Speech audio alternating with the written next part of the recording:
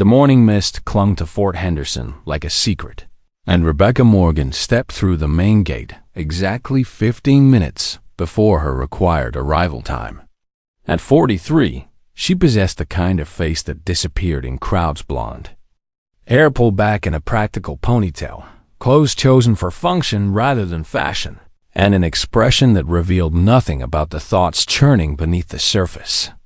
"Another civilian contractor," muttered Sergeant Davis to his partner as they checked her identification. "These corporate types think they can waltz in here and tell us how to do our jobs." Rebecca said nothing, accepting her temporary badge with a polite nod. The civilian contractor orientation program at Fort Henderson was designed to familiarize non-military personnel with base protocols, a 3-week course that most participants found either fascinating or intimidating. Rebecca appeared to find it neither, maintaining the same calm demeanor whether discussing weapons safety or mess hall procedures. Her apartment just outside the base perimeter reflected the same practical minimalism as her appearance. Bare walls, functional furniture, nothing that suggested personal attachments or sentimental value. The older sedan she drove told its own story, someone who chose reliability over status, maintenance over appearance. No military memorabilia decorated her space, no photographs of family in uniform, nothing that connected her to the world she was preparing to enter as a contractor. During the first week of orientation, subtle details began accumulating that didn't quite fit the simple picture she presented. Her posture remained perfectly straight without conscious effort, the kind of bearing that came from years of disciplined training rather than good intentions.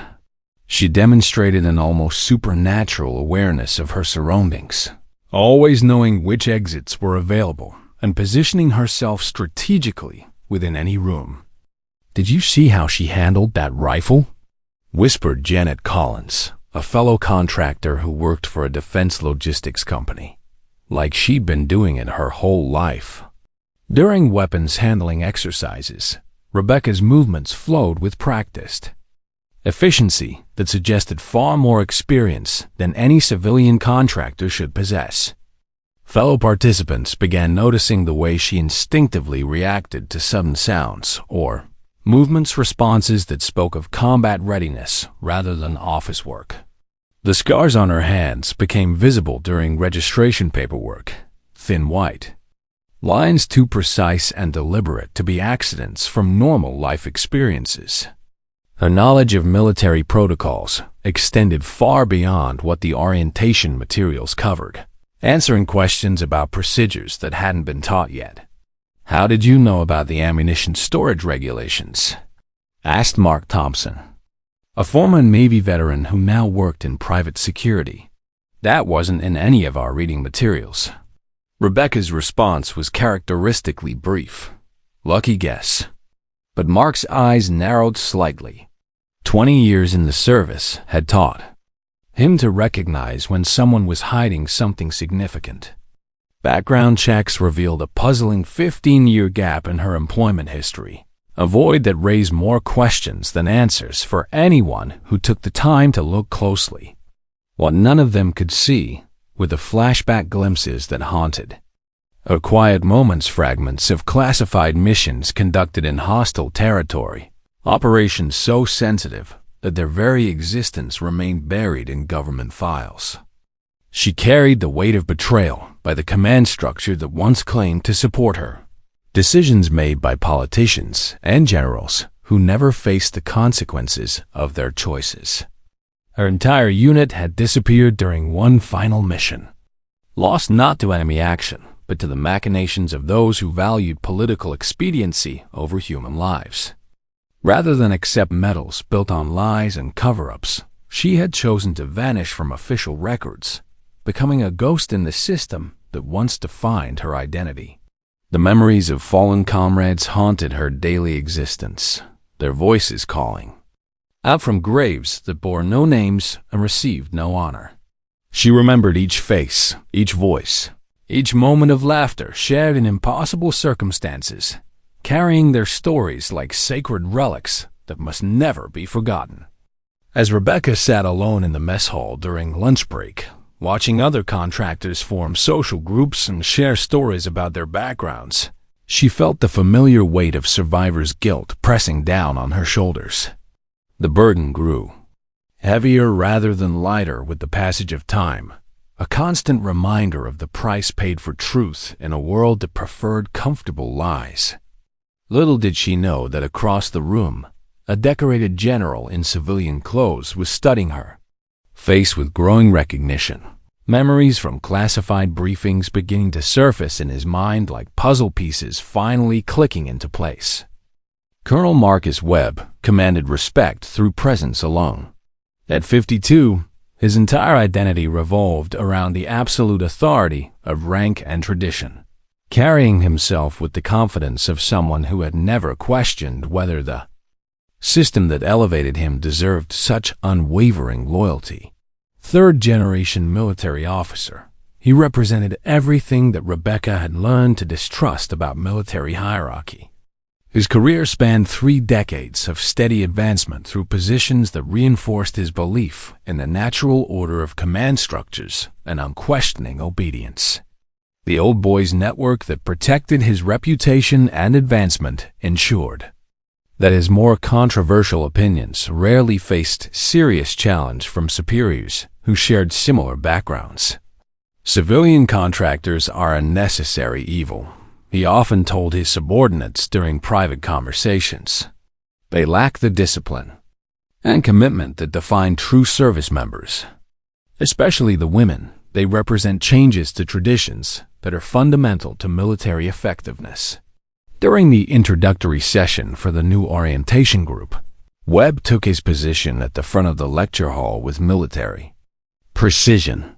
His eyes swept across the assembled contractors with barely concealed disdain, pausing briefly on Rebecca before moving on without apparent recognition. "Ladies and gentlemen," he began, his voice carrying the authority of someone accustomed to immediate compliance. "You are here because the military occasionally requires civilian expertise. This does not make you soldiers. This does not make you equals. You are guests in our house, and you will conduct yourselves accordingly." Rebecca sat perfectly still in the third row, her expression revealing nothing about her thoughts regarding Webb's opening remarks. But something in her stillness seemed to catch his attention, and his eyes returned to her face with growing focus. "Some of you may think your civilian experience makes you qualified to question military procedures," Webb continued, his gaze now fixed on Rebecca. "I assure you, it does not. Military discipline exists for reasons that civilians cannot comprehend." In the back of the room, General Harrison adjusted his civilian clothes uncomfortably. He had come to observe the orientation program as part of his duties overseeing contractor integration, but something about the woman in the third row was triggering memories he couldn't quite place. Her face seemed familiar in a way that made his stomach tighten with unease. After the session, Webb approached Rebecca directly, his smile containing no warmth. "Miss Morgan, isn't it? I noticed you seemed particularly attentive during my remarks about military discipline." "I was listening," Rebecca replied simply, her voice betraying no emotion. "Good. Some contractors come here thinking they know better than people who've dedicated their lives to service. I trust you won't be one of those problems." Rebecca met his gaze steadily. "I'm here to learn the procedures necessary to do my job effectively." Something in her calm response irritated Webb in a way he couldn't quite identify.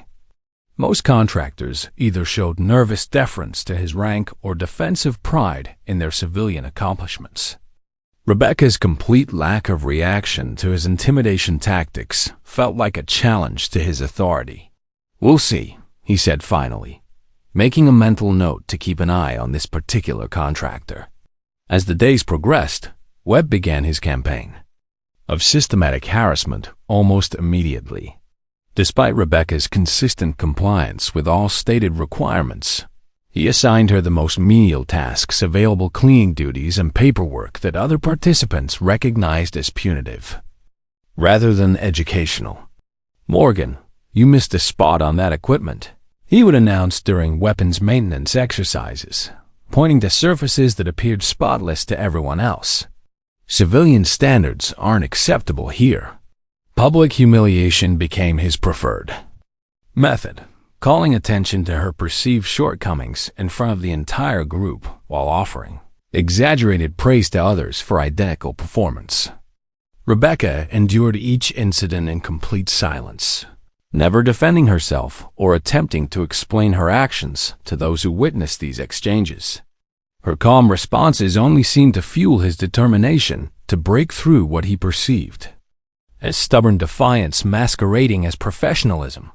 Other participants quickly learned to follow the colonel's lead, understanding that associating with his target could result in similar treatment for themselves.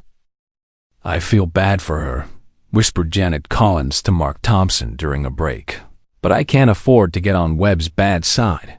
My company needs this contract." Mark nodded grimly. "Guy's got serious control issues, but she's handling it better than most would." Exclusion from group activities became the norm as conversations stopped when Rebecca approached, and invitations to informal gatherings mysteriously failed to reach her. Whispered comments followed her movements around the base, speculation about what she might have done to earn such focused attention from someone of Webb's rank and reputation. The social isolation compounded daily as people who might naturally be friendly chose self-preservation over basic human decency. Rebecca accepted this treatment with the same stoic resignation she showed toward the colonel's direct attacks, neither seeking allies nor expressing hurt at their absence. But General Harrison continued watching from the periphery, his unease growing with each passing day. Something about Rebecca's bearing, her responses to pressure, the way she carried herself under sustained harassment, it all felt hauntingly familiar. Late at night in his quarters, he found himself accessing classified databases he hadn't touched in years, searching for a connection he couldn't quite articulate. The breakthrough would come soon, but for now, Rebecca endured Webb's campaign with the same quiet strength that has sustained her through trials far worse than anything a peacetime colonel could devise. She had survived betrayal by her own government and the loss of everyone she held dear. One man's petty tyranny was merely another obstacle to navigate while she served her deeper purpose. The tactical scenario exercise was supposed to be routine, simple war game designed to familiarize civilian contractors with basic military decision-making processes. Teams of 6 would be given a hypothetical situation involving hostile territory and limited resources, then asked to develop a response strategy. Most contractors approached the exercise with the enthusiasm of people playing an elaborate board game. Rebecca's team found themselves assigned the most complex scenario, a hostage rescue operation in an urban environment with multiple civilian populations and limited intelligence about enemy positions. While her teammates Janet from logistics, Mark from private security, and 3 others from various defense contractors huddled around maps and argued about basic procedures, Rebecca sat quietly studying the tactical overview. "We need to establish a perimeter here," suggested Kevin Walsh, a former Army sergeant now working for a communications company. "Standard operating procedure calls for." "That won't work," Rebecca interrupted softly, her first substantial contribution to the team discussion. "The enemy would anticipate conventional positioning. They'll have that approach covered." Mark looked up from the intelligence reports. "What do you suggest?" Rebecca moved to the map, her finger tracing alternative routes with practiced precision. "Split approach, here and here. Create a diversion at the primary target while the actual rescue team enters through this access point. Communications blackout for the first 12 minutes to prevent enemy coordination." Her teammates stared at the plan she had sketched with growing amazement. The strategy accounted for variables none of them had considered, anticipating enemy responses and counter-responses with encyclopedic knowledge of battlefield tactics. "How did you know about the communication protocols?" Janet asked. "Those weren't in any of our materials." Rebecca's expression remained neutral. Experience with similar situations. When the exercise concluded and teams presented their strategies to Colonel Webb and the observing instructors, Rebecca's team earned the highest marks despite Webb's obvious reluctance to acknowledge their success.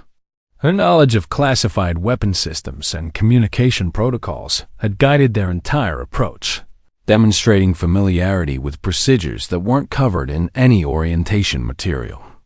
"Interesting analysis, Miss Morgan," Webb said slowly, his voice carrying new undercurrents of suspicion.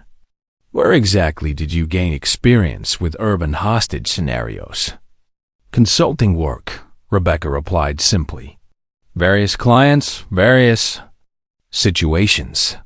But her teammates had noticed details that made them uncomfortable. During the exercise, others had instinctively followed her guidance, despite her official status as an outsider to their world. Her ability to coordinate team movements and anticipate enemy responses suggested experience that contradicted everything in her official file. These inconsistencies began creating whispers among participants, who started questioning whether Rebecca Morgan was really who she claimed to be. Webb noticed these anomalies with growing suspicion that transformed his initial pleasure at having someone to dominate into genuine unease about what he might be dealing with. That evening, he began investigating her background more thoroughly, using his security clearance to access databases that should contain complete information about anyone permitted on base. The walls he encountered proved frustrating and unprecedented classified restrictions that blocked access to information about someone who supposedly held no official military position. "This doesn't make sense," he muttered to his aide, Lieutenant Stevens, as they reviewed the search results. "Civilian contractors don't have this level of security protection." Stevens leaned over the computer screen, frowning at the access. "Denial messages. Sir, these classification levels. I've never seen anything like this for a contractor background check." Webb's frustration mounted as every avenue of investigation led to dead ends or restricted files that required clearances above his pay grade.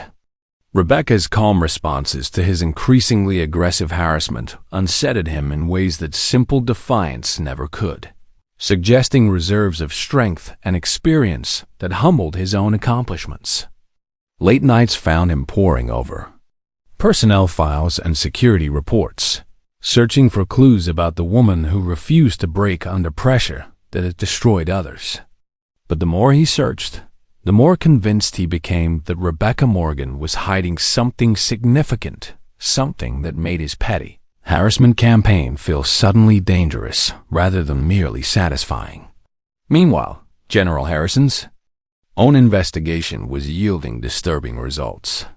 The facial recognition software he had quietly run through classified databases had returned a match that made his blood run cold. The woman attending contractor orientation as Rebecca Morgan bore an exact resemblance to someone who was supposed to be dead, someone whose classified service record included operations so sensitive that their existence was known only to a chaos handful of people at the highest levels of government. "Agent Rachel Stevens," he whispered to himself, reading through digital files that hadn't been accessed in over a decade.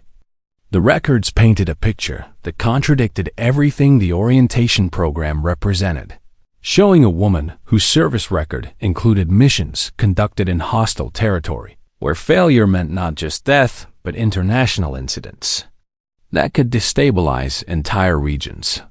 Her psychological evaluations described someone with extraordinary resilience and tactical brilliance, qualities that made her invaluable for operations where traditional military approaches would fail catastrophically. But according to the official records, Agent Stevens had been killed in action 15 years ago during a classified operation that went wrong due to political interference and bureaucratic cowardice. Harrison's hands shook slightly as he scrolled through after-action reports that detailed how her entire unit had been sacrificed to protect political careers rather than complete their mission successfully. The operation had been designed to prevent an international crisis, but when political considerations shifted during deployment, the team found themselves abandoned by the same leaders who had sent them into harm's way. The general stared at his computer screen for a long moment, processing the implications of what he had discovered. If Rebecca Morgan was indeed Rachel Stevens, then she was not just a skilled contractor, but a decorated intelligence officer whose supposed death had been fabricated to protect ongoing operations from enemy intelligence services that had identified her as a primary target. The weight of this revelation settled over him like a heavy blanket. Colonel Webb's harassment campaign wasn't just inappropriate.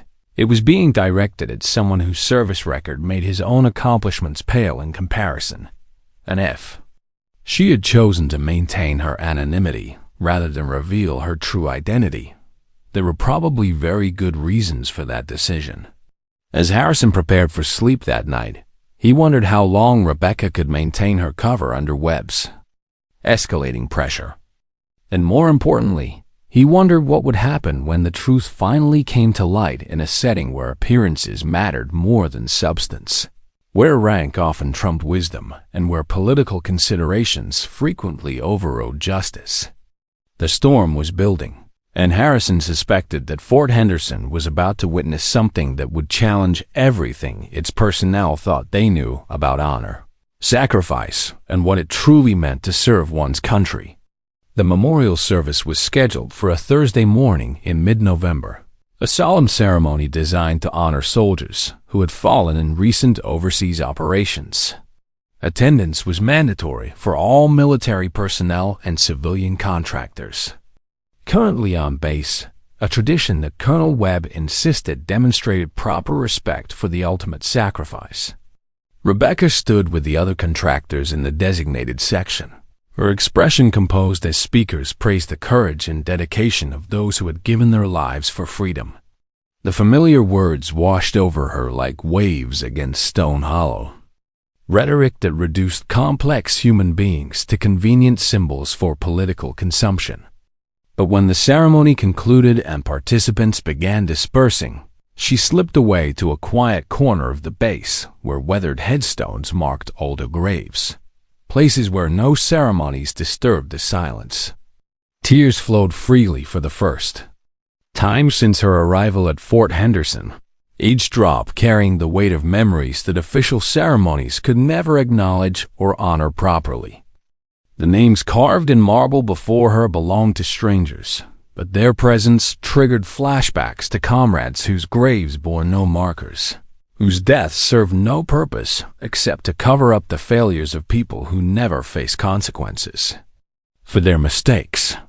Her unit had died not from enemy action, but from political games played by comfortable people in safe rooms, who treated human lives as acceptable losses in calculations too complex for public understanding. "Why won't you just break?" Colonel Webb's voice cut through her private moment like a blade.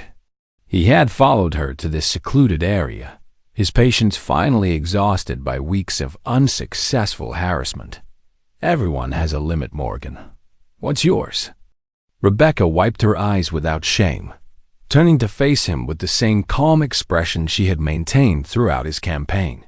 "My limit isn't something you could reach, Colonel." The quiet confidence in her voice enraged him beyond reason. "You think you're better than us?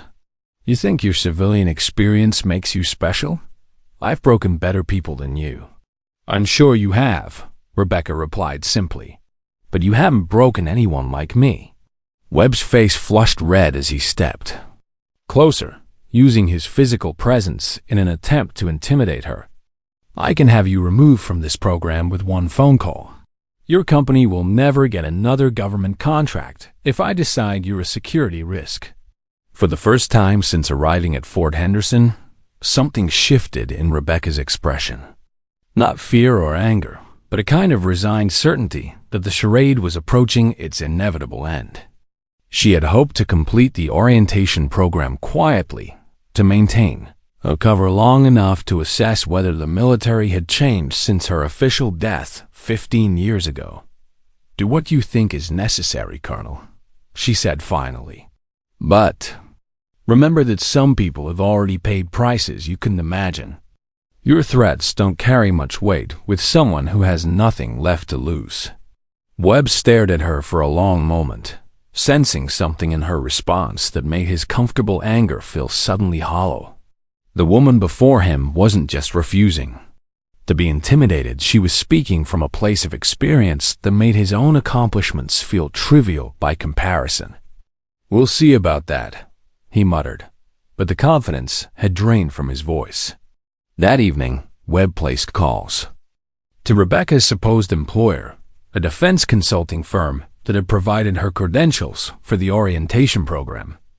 The conversations that followed left him more frustrated than satisfied. Company representatives confirmed her employment, but deflected questions about her background with practiced ease, citing confidentiality agreements and proprietary information. That prevented detailed discussions. "She's been with us for several years," explained David Chun, the company's security director. "Excellent performance, no problems, full security clearance. I'm not sure what concerns you might have, Colonel." Webb pressed for specifics about her previous experience, but every question met carefully worded responses that revealed nothing substantive while appearing cooperative. The more he investigated, the more convinced he became that Rebecca Morgan was connected to something far beyond the simple consulting work her file suggested. Meanwhile, General Harrison was conducting his own investigation through very different channels. The classified databases had confirmed his worst suspicions. Rebecca Morgan and Agent Rachel Stevens were the same person. The facial recognition match was exact, down to a small scar above her left eyebrow that appeared in both sets of photographs. But the revelation raised more questions than it answered. If Rachel Stevens had been officially declared dead 15 years ago, what was she doing alive and working under an assumed identity? And why had she chosen to emerge from whatever shadows had protected her to attend a routine contractor orientation program? Harrison spent the weekend reviewing her classified service record, trying to understand what had driven a decorated intelligence officer to abandon her official existence. The after-action reports from her final mission painted a disturbing picture of political interference and bureaucratic cowardice that had cost lives unnecessarily. Her unit had been sent to prevent an international crisis through direct action in hostile territory. When political considerations shifted during their deployment, communications went dark at the moment when support became most critical. The team found themselves surrounded by enemy forces with no extraction plan and no backup coming, abandoned by the same leaders who had authorized their mission. According to the official reports, Agent Stevens had been killed along with the rest of her unit when their position was overrun. But the classified addendum told a different story. She had been the sole survivor of a massacre that could have been prevented if anyone in Washington had possessed the courage to honor commitments made to those who serve without question.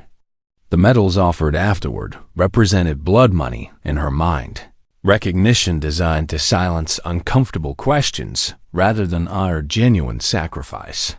Her refusal to accept those decorations had led to heated discussions at the highest levels of government, debates about how to handle someone who knew too much about decisions that could never be publicly acknowledged. The solution had been elegant in its simplicity. Declare her dead along with the rest of her unit, allowing her to disappear from official existence while protecting ongoing operations from exposure. She had accepted this arrangement not out of gratitude, but out of recognition that the alternative would have been far worse for everyone involved. Harrison closed the files with trembling hands, understanding for the first time the full scope of what Colonel Webb was unknowingly confronting. The woman he was harassing wasn't just a skilled contractor, but a genuine war hero whose service record made his own career look like amateur hour by comparison. The general knew that revelation was inevitable. Rebecca's skills and knowledge were too exceptional to remain hidden indefinitely. The only question was whether that revelation would come under controlled circumstances or through the kind of explosive confrontation that could damage everyone involved. As Monday morning approached, Harrison made a decision that would change everything. It was time to end the charade before Webb's harassment campaign forced Rebecca into responses that could expose secrets better left buried. Some truths were too important to remain hidden, regardless of the consequences for comfortable assumptions about honor and sacrifice. The graduation ceremony for Fort Henderson's contractor orientation program was scheduled for the following Friday, a formal event where participants would receive their certificates and base access credentials. Colonel Webb had decided to use the occasion for one final demonstration of his authority over Rebecca, assigning her to present the flag during the opening ceremonies, a task he assumed would force her to acknowledge his power while performing duties she might find uncomfortable. "Morgan, you'll be handling the colors during tomorrow's ceremony," he announced during the final briefing session. "Try not to embarrass yourself or the program." Rebecca accepted the assignment without comment, but several participants noticed the way her expression tightened almost imperceptibly. Mark Thompson, who had observed her throughout the 3 weeks of training, sensed that something significant was about to happen. "You okay with this?" he asked quietly after the briefing concluded. Rebecca considered her response carefully. Some ceremonies honored genuine sacrifice. Others served different purposes.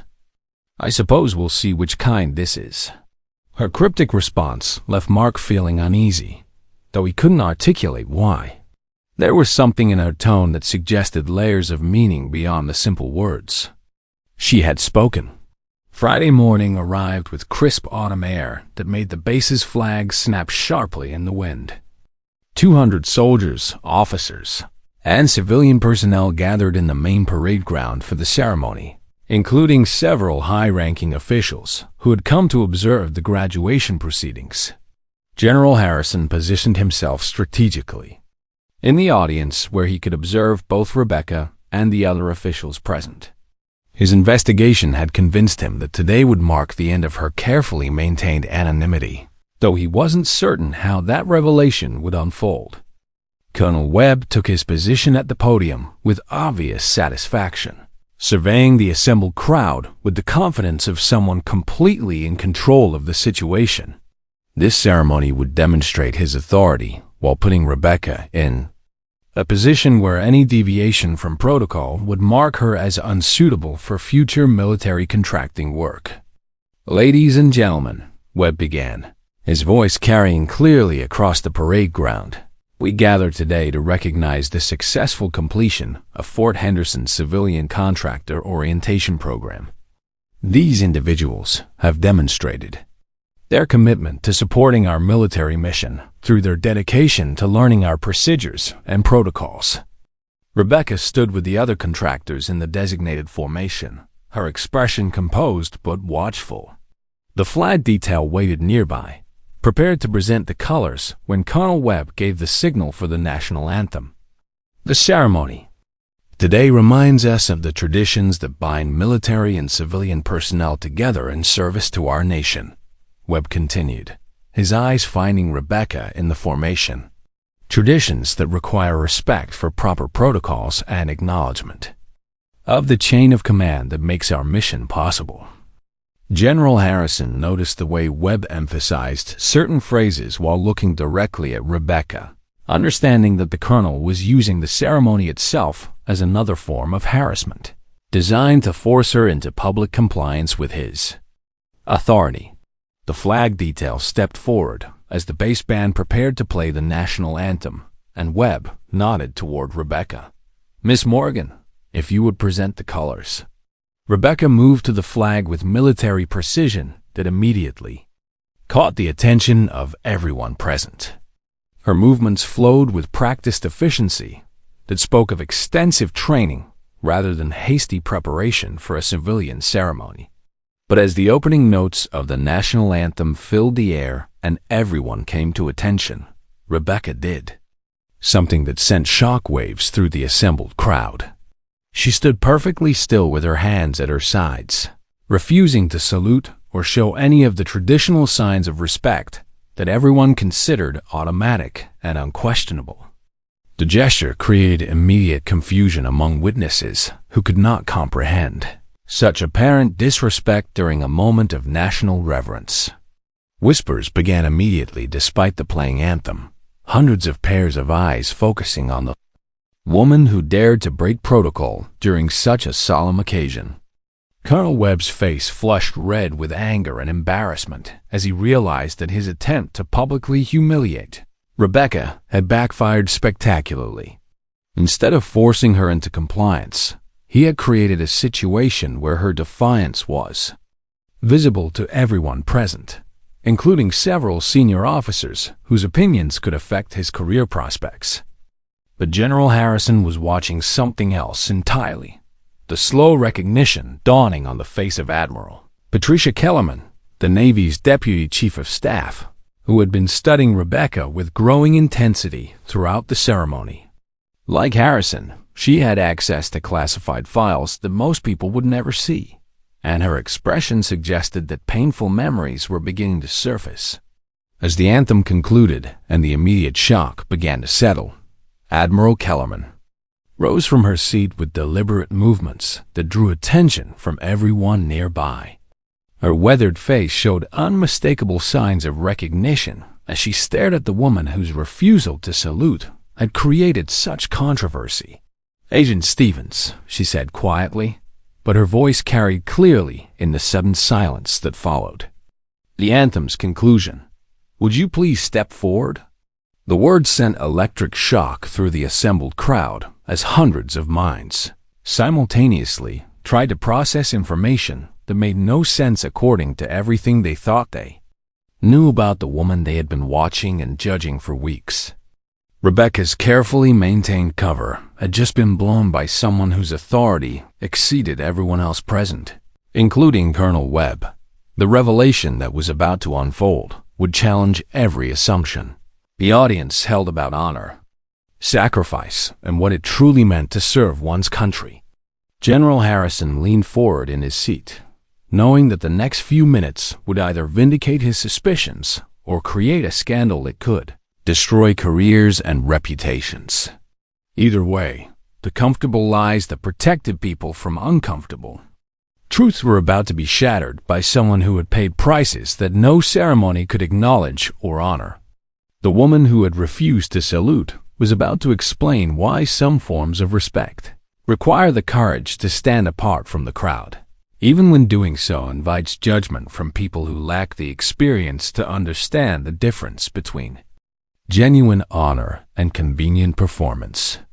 Admiral Patricia Kellerman's voice carried across the silent parade ground with the authority of someone who had spent 35 years making life-and-death decisions in service to her country. Her weathered face bore the marks of command responsibility that few people ever experience, and her recognition of the woman before her came from memories that most civilians would never be allowed to access. "Agent Rachel Stevens," she repeated, using the name that officially belonged to someone who had been declared killed in action 15 years earlier. "Would you please step forward and explain to everyone present why you felt compelled to dishonor our national anthem?" The crowd remained frozen in stunned silence as Rebecca moved with military precision toward the Admiral's position. Her bearing transformed visibly as she abandoned the careful anonymity she had maintained for 3 weeks, shoulders squaring and chin lifting with the confidence of someone who no longer needed to hide their true identity. Colonel Webb stared in growing horror as he began to understand that his harassment campaign had been directed at someone whose actual qualifications far exceeded his own. The casual dismissal he had shown toward a supposed civilian contractor was about to be revealed as a catastrophic error in judgment that could destroy his career and reputation. "Ma'am," Rebecca said simply, her voice carrying new undertones of authority that made everyone present reevaluate their assumptions about who they were dealing with. "I refuse to salute because I will not honor ceremonies that forget the fallen." Admiral Kellerman nodded slowly, understanding immediately what Rebecca meant, despite the cryptic nature of her response. "Your unit," she said quietly. "Operation Silent Thunder." The words sent General Harrison reaching for his secure communication device as he realized the full scope of what was being revealed. Operation Silent Thunder was classified at levels that required special authorization even for people with his security clearance. But he remembered enough from briefings to understand why Rachel Stevens might have reasons for refusing to participate in military ceremonies. "Yes, ma'am," Rebecca replied, her voice steady despite the emotional weight of memories that 15 years had not diminished. "They died because politicians valued convenience over lives, because diplomatic considerations became more important than extraction plans, because someone decided that acceptable losses were preferable to difficult phone calls." The parade ground remained silent, except for the wind moving through the base's flags. But everyone present could sense that they were witnessing something unprecedented. This was not the typical military ceremony they had expected to attend, but rather a moment of truth that would challenge everything they thought they knew about military service and government accountability. Admiral Kellerman had been present during the classified briefings that followed Operation Silent Thunder's catastrophic conclusion. She remembered the heated discussions about how to handle the political fallout from an operation that had gone wrong not due to enemy action, but because of interference from officials who valued plausible deniability over human lives. "Your team was sent to prevent an international crisis," she said, speaking slowly to ensure that everyone present understood the magnitude of what was being discussed. "When political considerations shifted during your deployment, communications were terminated rather than risk diplomatic embarrassment." Rebecca's expression remained composed, but those closest to her could see the pain that lived behind her calm exterior. 15 good people died because someone in Washington decided that their lives were worth less than avoiding difficult questions from foreign governments. The medals offered afterward were blood money designed to silence uncomfortable truths rather than honor genuine sacrifice. Colonel Webb felt his knees weaken as the full scope of his mistake became clear. For 3 weeks, he had been systematically harassing someone whose service record included operations that his own career had never approached in complexity or danger. The woman he had dismissed as an unqualified civilian contractor was revealed as a decorated intelligence officer whose supposed death had been fabricated to protect ongoing national security operations. General Harrison stepped forward from the audience, his own security clearance allowing him to confirm details that others could only guess at. "Agent Stevens was the sole survivor of Operation Silent Thunder," he announced to the assembled crowd. "Her unit's sacrifice prevented what could have been a regional war, but their deaths were classified to protect ongoing diplomatic negotiations." The transformation of the crowd's attitude toward Rebecca was immediate and complete. Military personnel throughout the parade ground began coming to attention without being ordered, showing the respect that should have been automatic if anyone had understood who had been walking among them for the past 3 weeks. But Rebecca remained unmoved by either the previous persecution or the current recognition, her expression suggesting that external validation had long since ceased to matter. To someone who measured worth by different standards than public opinion or official acknowledgement, "I didn't refuse to salute out of disrespect," she explained to the silent crowd. "I refused because some ceremonies honor genuine sacrifice, while others serve to obscure the truth about what military service actually costs. When politicians turn soldiers into acceptable losses, participating in official recognition becomes complicity in covering up, rather than commemorating." Admiral Kellerman understood the wisdom in Rebecca's position, recognizing that her refusal came not from lack of patriotism, but from too much knowledge about what genuine service required when political considerations overrode human lives. The medals that had been offered to silence questions about Operation Silent Thunder represented everything that was wrong with a system that valued appearance over substance.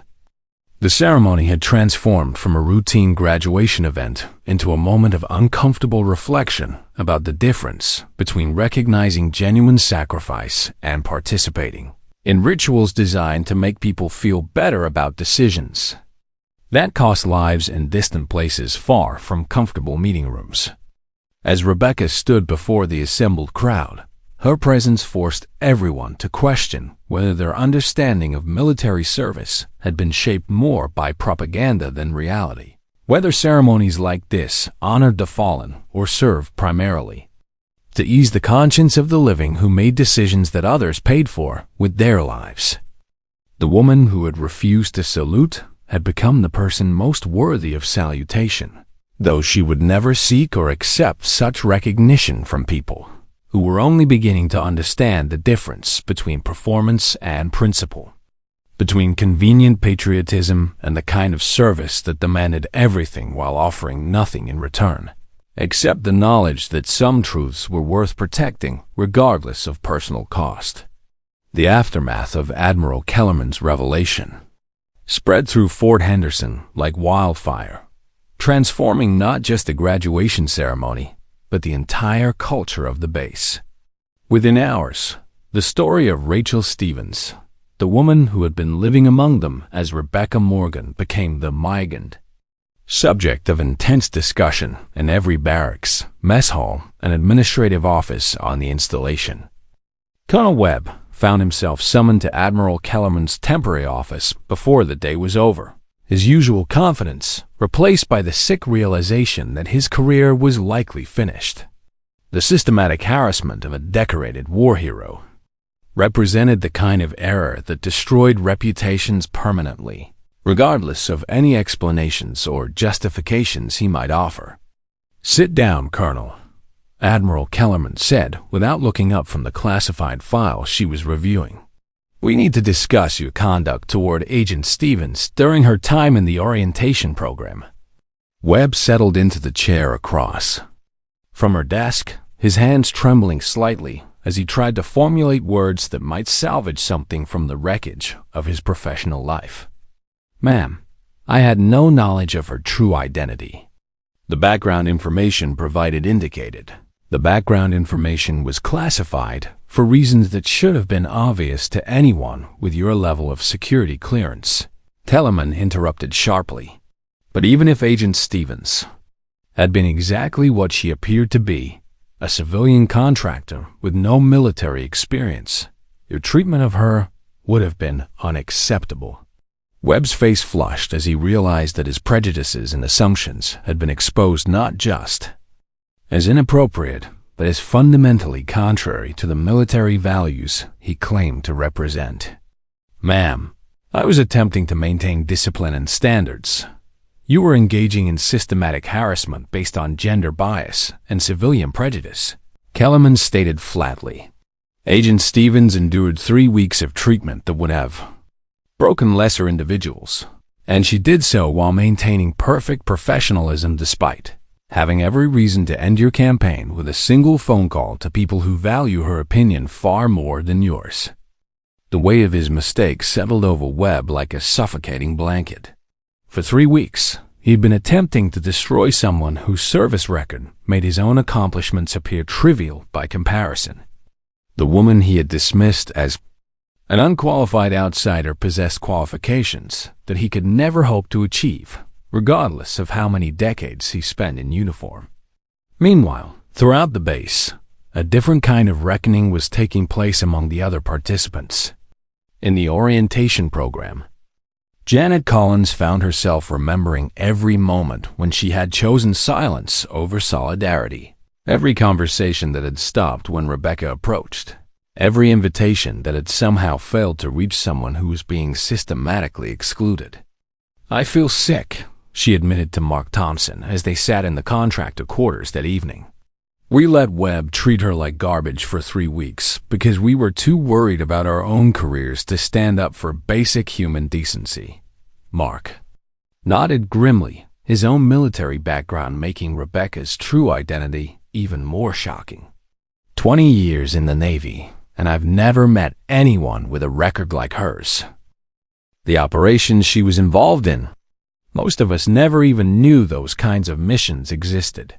The revelation had forced everyone to confront uncomfortable questions about moral courage and the difference between following orders and enabling injustice. Rebecca's stoic endurance of persecution had demonstrated a level of character that humbled people who had considered themselves professionals and patriots. General Harrison spent the evening reviewing security protocols that had allowed Rachel Stevens to maintain her cover while participating in the orientation program. The fact that someone with her background had been able to operate under an assumed identity for 3 weeks raised questions about base security that would require immediate attention.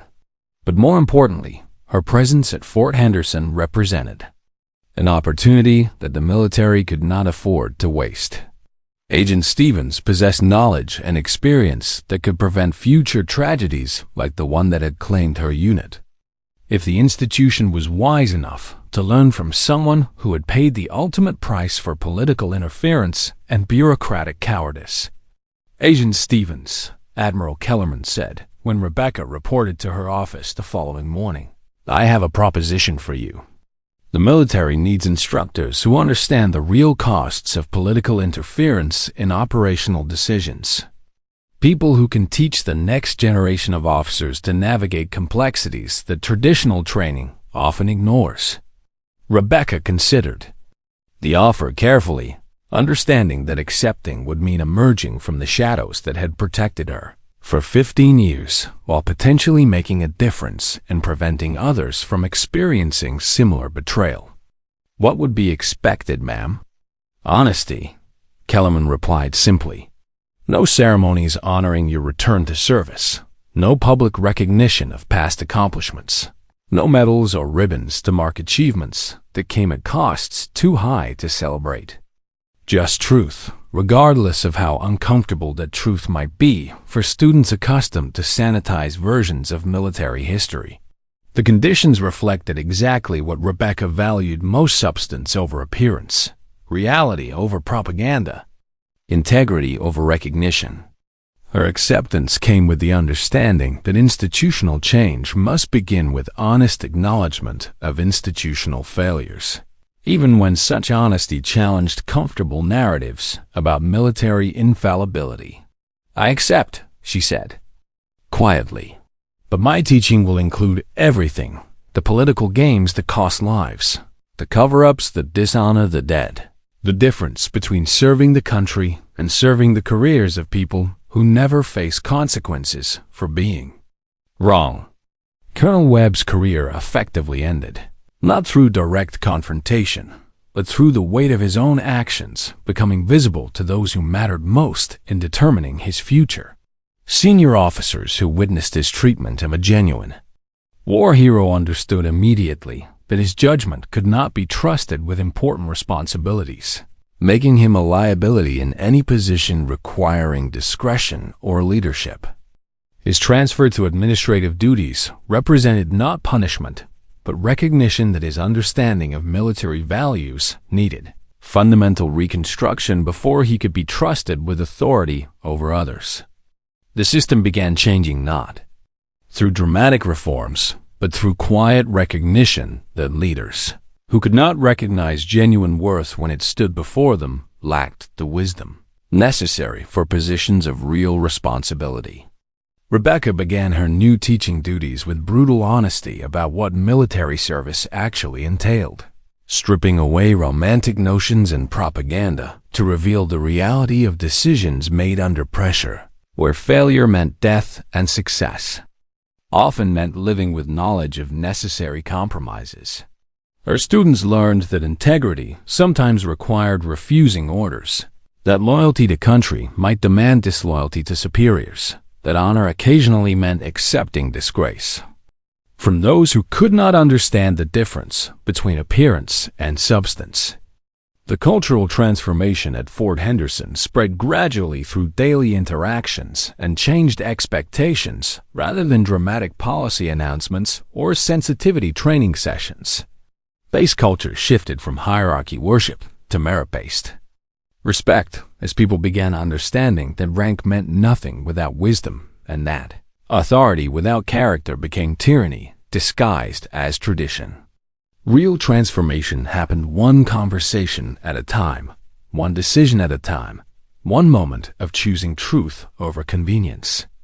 The woman who had refused to salute had created ripple effects that would extend far beyond the boundaries of any single military installation, proving that individual integrity could indeed transform institutions when courage met opportunity at exactly the right moment.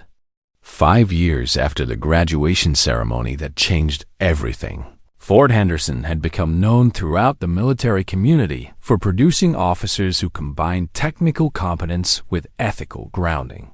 Graduates who understood both the necessity of military force and its limitations when applied without wisdom or political honesty. Rachel Stevens' influence on the institution grew despite her continued preference for anonymity. Her methods becoming standard practice not because of celebrity, but because of their demonstrated effectiveness in preparing leaders for real-world challenges. Her approach to military education had been adopted by training facilities across the country as commanders recognized the practical benefits of honest education over sanitized propaganda. Agent Stevens changed how we think about everything, explained Captain Lisa Martinez, one of Rachel's first students who now served as an instructor herself.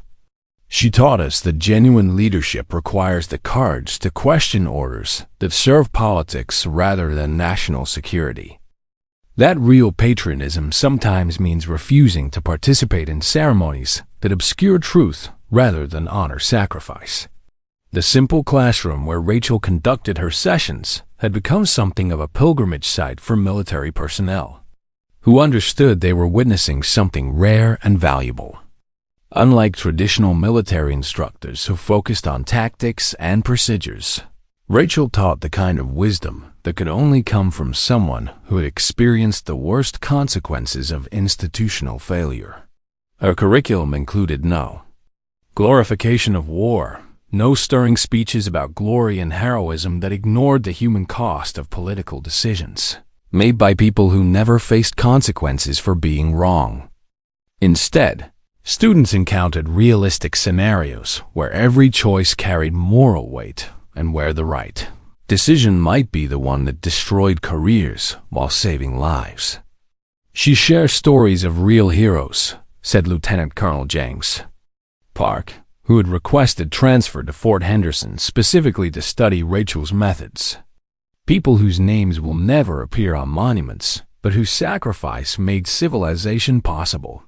She teaches us that honor belongs to those who serve with integrity, regardless of recognition. The transformation extended far beyond Rachel's direct influence as her students advanced to positions of authority throughout the military establishment, carrying forward lessons about integrity and truth that gradually reshaped institutional culture from bottom to top. Real change happened through accumulated individual decisions rather than dramatic policy announcements, daily choices to value substance over appearance and truth over convenience. Marcus Webb's journey toward understanding had proven slow and painful, requiring the dismantling of beliefs and attitudes that had shaped his identity for decades while building new understanding based on humility rather than assumed authority. His current position in logistics management suited his administrative skills, while keeping him away from leadership roles. That required the kind of wisdom he was still developing. "I was wrong about everything," he admitted during a private conversation with General Harrison. Not just about Agent Stevens, but about what makes someone worthy of respect. "I spent 30 years in uniform thinking rank and tradition were enough. never understanding that character matters more than authority. His process of change illustrated that even deeply entrenched attitudes could evolve when confronted with undeniable evidence of their inadequacy. The systematic harassment of a genuine war hero had forced him to question not just his treatment of Rachel, but his entire approach to leadership and his understanding of military values.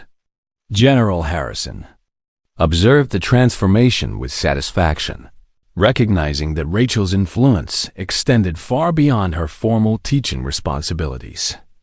She's created a new standard for what military education should accomplish, he noted in his annual review of base operations.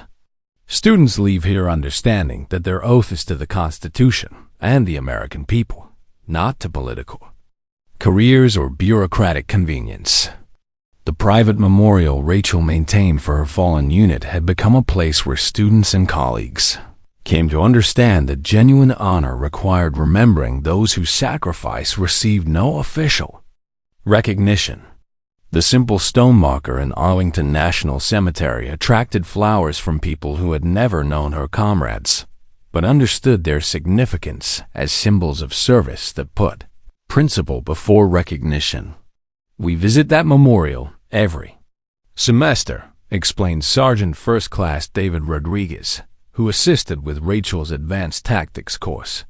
She wants us to remember that military service involves real costs paid by real people, not abstract concepts discussed in comfortable meeting rooms. That the decisions we make as leaders will affect actual human beings, not statistics in someone's report.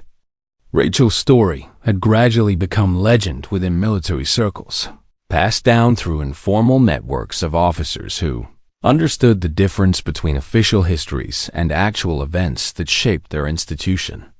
The legend focused not on her classified accomplishments, but on her choice to serve truth rather than recognition, to teach substance rather than propaganda, to honor fallen comrades through integrity rather than ceremony.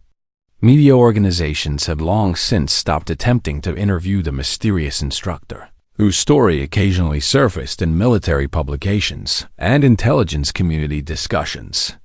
Rachel's only public statement remained characteristically direct and uncompromising. Honor doesn't need applause. The statement captured the fundamental difference between genuine service and performance of patriotism for public consumption, reflecting hard-won wisdom about the difference between making impact and making headlines. Her refusal of fame demonstrated the same principles that had guided her refusal to accept medals built on lies, choosing integrity over recognition and substance over appearance. As Rachel approached her 10th year at Fort Henderson, the transformation she had catalyzed had become so thoroughly integrated into institutional culture that many new personnel no longer remembered how different things had been before her arrival. When instructors taught with honesty that was once considered radical, when students expected truth rather than propaganda as normal parts of their education, when leaders made decisions guided by ethical considerations that previous generations often ignored, these changes appeared natural and inevitable rather than revolutionary.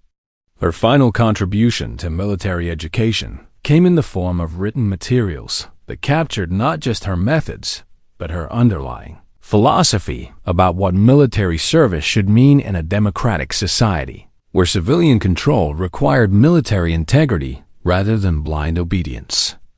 The curriculum she developed became a standard against which other programs measured themselves, creating competitive pressure for institutions to adopt similar commitments to truth and substance over appearance and political correctness. Agent Stevens taught us that the greatest act of patriotism sometimes involves refusing to participate in rituals that obscure truth rather than honor it. Read the inscription placed near her classroom after her retirement. That real honor speaks louder than words and lives longer than the ceremonies designed to celebrate it. Rachel's legacy continued in every student who chose truth over convenience, every leader who protected subordinates from political interference, every decision made with integrity rather than expedience. The woman who had stood alone during that graduation ceremony had never truly been alone at all. She had been surrounded by the spirits of fallen comrades whose memory demanded nothing less than absolute honesty about the costs of service and the price of political games played with human lives. Her influence spread through the accumulated wisdom of graduates who proved more effective than their traditionally trained counterparts at handling complex situations that required both tactical skill and ethical judgment.